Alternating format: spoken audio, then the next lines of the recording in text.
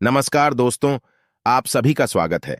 आपके अपने YouTube channel मानव जीवन में दोस्तों लाइफ में सभी आगे बढ़ना चाहते हैं और लाइफ में आगे बढ़ने के लिए हमें रोज ही कुछ नया सीखना चाहिए और आगे बढ़ना चाहिए। तो चलिए आज की प्रस्तुति शुरू करते हैं। श्री शिवाय नमस्तुभ्यम।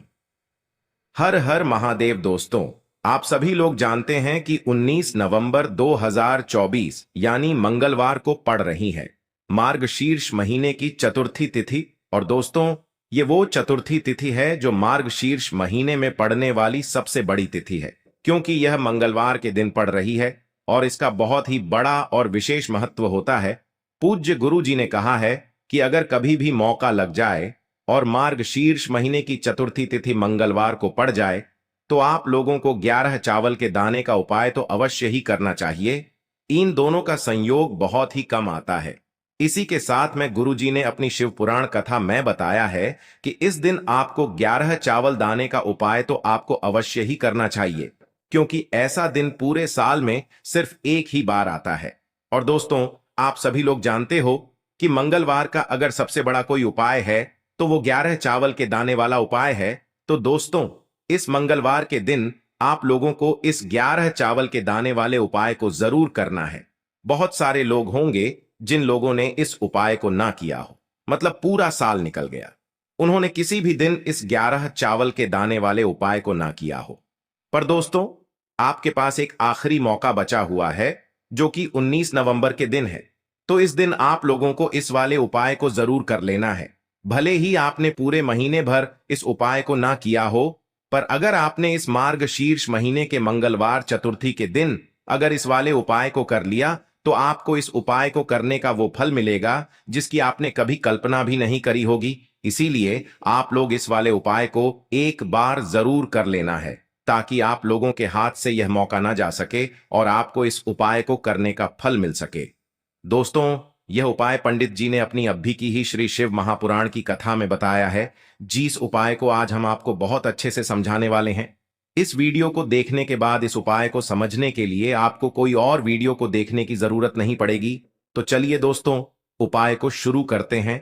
देखिए, यह इस मार्गशीर्ष महीने की मंगलवार के दिन यह इतना खास होता है, इतना महत्वपूर्ण होता है। देखा गया है कभी कभी बड़े बड़े पूजा पाठ अनुष्ठान से जो मनोकामना पूर्ण नहीं होते, वो मार्गशीर्ष महीने के मंगलवार के दिन एक छोटे से उपाय करने से ही आपकी मनोकामना पूर्ण हो जाती है। और बहुत सारे लोगों ने इस उपाय को किया भी है और उनको इस उपाय को करने का फल भी जरूर मिला है। अगर आप लोग भी इस उपाय को करना चाहते हैं तो आप इस उपाय को पहले अच्छे से समझ लेना, सुन लेना, उसके बाद करना। आपको इस उपाय का फल जरूर मिलेगा। और इस उपाय को कर लेने से आपके घर में चाहे किसी भी प्रकार की दुख और समस्या क्यों ना चल रही हो, आपको उसका कारण भी नहीं पता है कि भाई यह समस्या किस कारण से चल रही है। उसका कुछ भी कारण हो सकता है, जैसे पितृदोष हो सकता है या किसी भी तरह का मंगल दोष भी हो सकता है। तो इस दिन आप लोगों को यह वाला उपाय कर लेना है। यह एक ऐसा उपाय है जिस उपाय को अगर किसी विशेष दिन पर किया जाए तो भाई उस विशेष दिन का जो है वह तो हमें मिलता ही मिलता है, पर हमने उस दिन पर इस उपाय को किया है तो हमें उससे भी बड़ा फल मिलता है और फल बहुत जल्दी मिलता है, क्योंकि आप इस उपाय को बहुत ही बड़े और विशेष दिन पर कर रहे हो। तो चलिए अब उपाय के बारे में बात करते हैं, लेकिन उससे पहले आप लोगों को यह जानना आवश्यक है कि आखिर यह उपाय किस समय करना है, किसको करना है और कैसे करना है। तो चलिए हम आगे आपको वीडियो में एक एक करके बता देते हैं, लेकिन उससे पहले अगर आप लोग हमारे चैनल पर पहली बार आए हैं या फिर मेरी आवाज आज पहली बार सुन रहे हैं तो हमारे चैनल को सब्सक्राइब जरूर कर लेना और इस वीडियो को लाइक करके कमेंट बॉक्स में श्री शिवाय नमस्तुभ्यम, ओम नमः शिवाय जरूर टाइप कर देना। तो दोस्तों, इस 11 चावल के दाने वाले उपाय को हमें इस मंगलवार के दिन कैसे करना है, किसको करना है, किस समय करना है और कहां पर करना है, ये सारे सवालों के जवाब आपको इस वीडियो में मिल जाएंगे। और जो ये वीडियो देखेगा भाई, उसको 11 चावल के दाने वाला उपाय जरूर करना चाहिए, क्योंकि इस दिन एक चावल के दाने का भी बहुत ही बड़ा और विशेष महत्व होता है। और जब बात आ जाए 11 चावल के दाने की, तो ये सोने पे सुहागा वाली बात हो जाती है और ये एक बहुत ही बड़ा उपाय हो जाता है इस मंगलवार चतुर्थी का।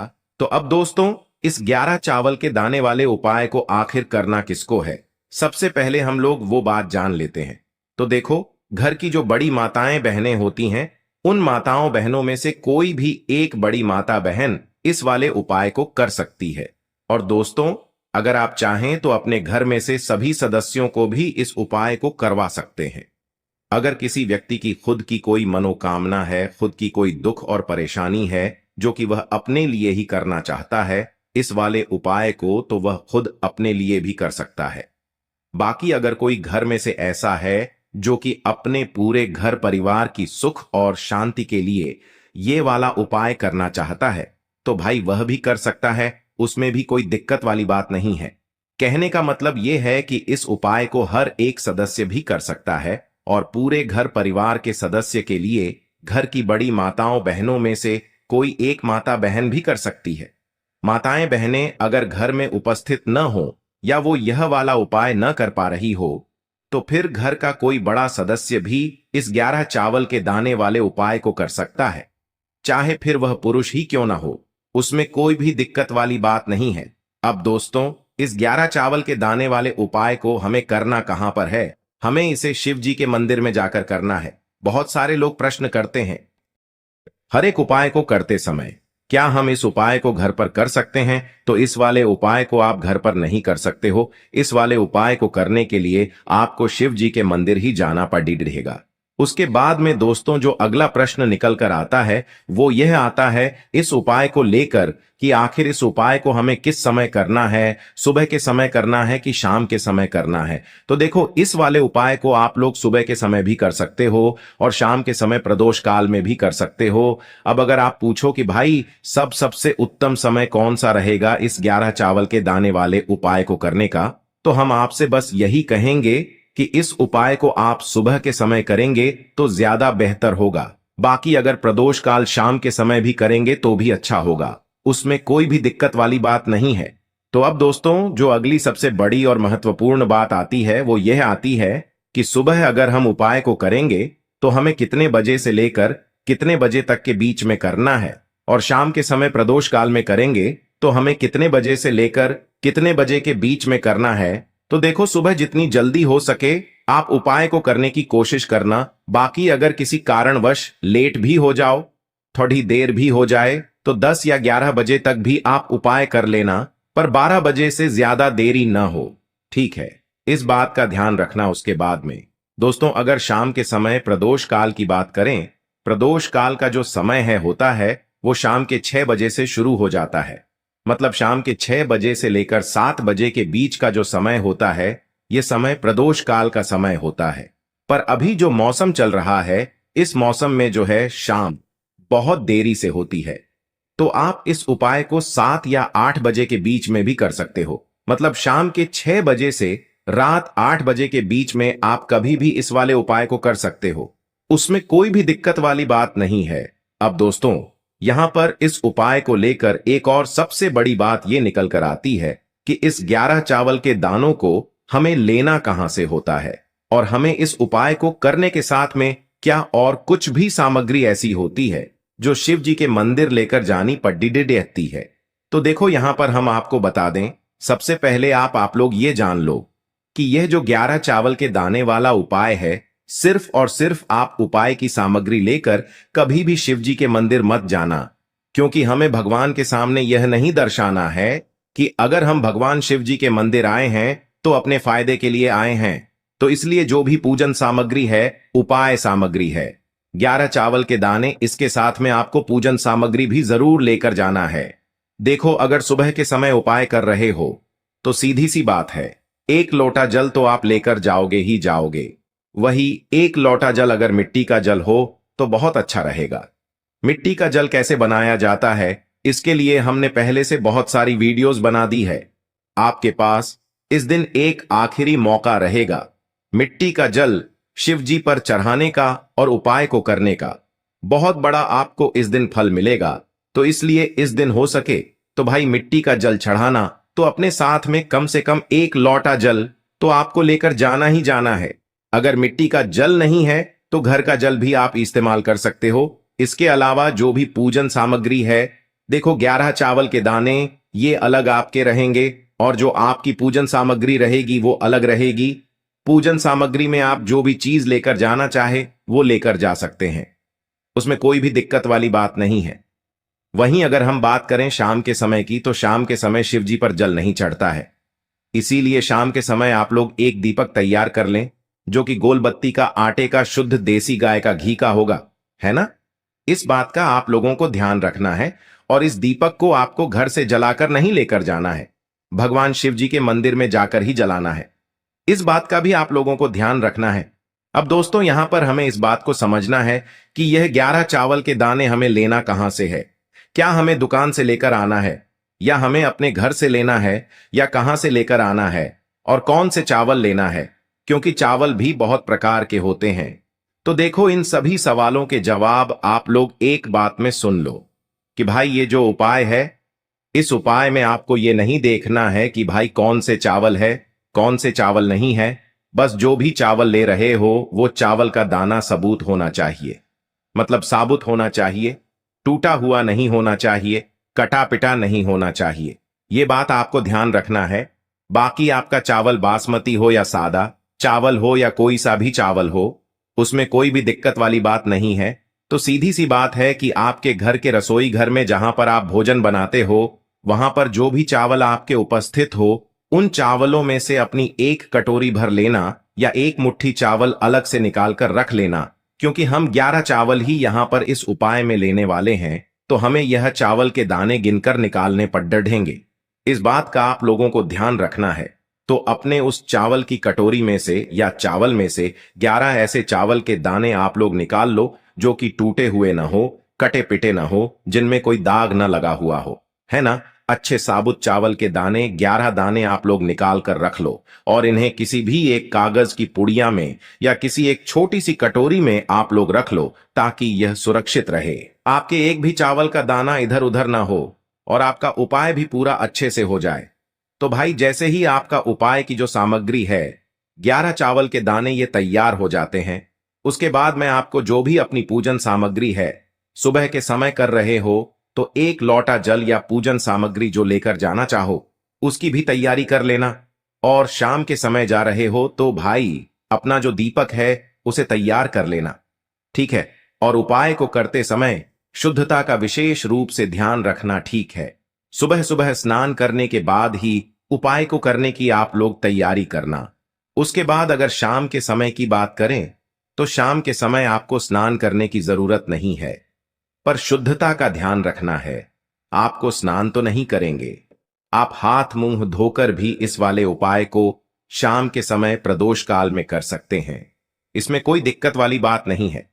तो आप अपने उपाय की पूरी सामग्री तैयार करके आपके पास ही में जो आपका शिव मंदिर हो वहां पर पहुंच जाइए।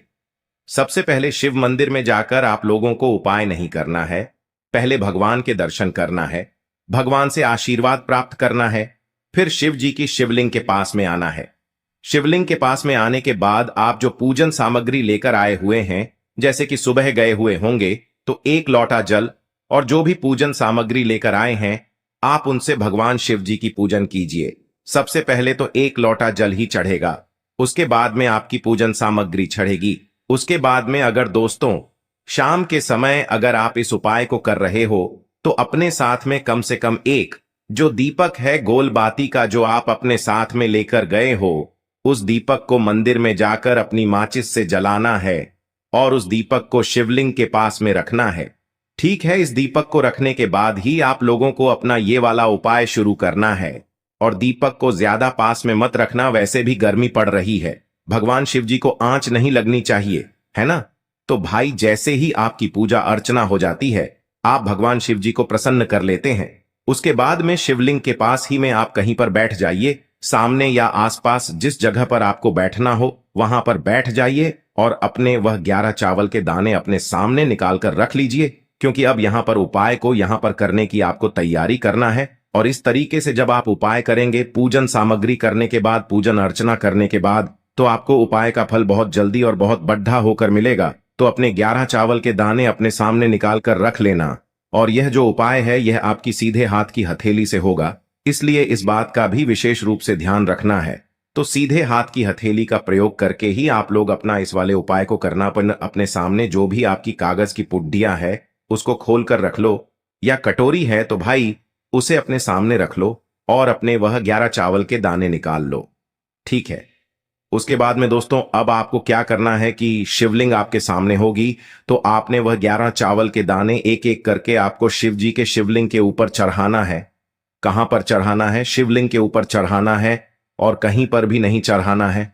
आपको अपने हथेली से तो शिवलिंग के ऊपर चढ़ना है, भले ही फिर वो अपने आप जलाधारी पर गिर जाए या मतलब वहीं पर गिर जाए, उसमें कोई दिक्कत वाली बात नहीं है, पर आप चढ़ाओ शिवलिंग के ऊपर ही। तो आपको क्या करना है, अपना पहला चावल का दाना उठाना है, श्री शिवाय नमस्तुभ्यम बोलना है और शिवलिंग पर चढ़ा देना है। इसी तरीके से दूसरा चावल का दाना उठा है, शिवलिंग पर चढ़ाना है और मंत्र बोल देना है। और फिर तीसरा चावल का दाना उठाना है, श्री शिवाय नमस्तुभ्यम बोलना है और चढ़ा देना है। इसी प्रकार से आपको पूरे 11 चावल के दाने एक एक करके शिव जी के शिवलिंग के ऊपर चढ़ाना है और भगवान से प्रार्थना करते जाना है। मतलब प्रार्थना तो आपको आखिरी में करना है, पर हर एक चावल के दाने को चढ़ाते समय श्री शिवाय नमस्तुभ्यम जरूर बोलना है। उसके बाद ही में यह चावल का दाना शिवलिंग के ऊपर आपको चढ़ाना है। जैसे ही आपके 11 चावल के दाने शिवलिंग के ऊपर चढ़ जाते हैं, तो भाई उसके बाद में आपको क्या करना है, भगवान से अपनी मनोकामना बोलना है। मनोकामना भी कब बोलना है?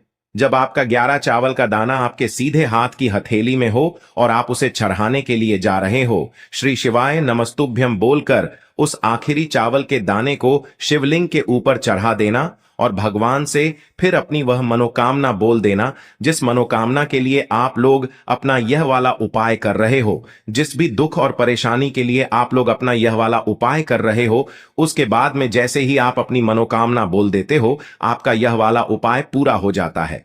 पर दोस्तों, उपाय को करने के बाद आप लोगों को 2 मिनट भगवान शिव जी के मंत्र का जाप जरूर करना है, और मंत्र का जाप करने के बाद भगवान से एक और बार प्रार्थना करना है अपनी मनोकामना के लिए, या अपनी जो भी दुख और परेशानी है उसके लिए। इसके बाद में आप लोग भगवान को देखकर, भगवान से प्रार्थना करके, उनसे आशीर्वाद लेकर वहां से उठ सकते हैं और अपने घर पर जा सकते हैं। बस दोस्तों, यहां पर यह वाला उपाय पूरा हो जाता है।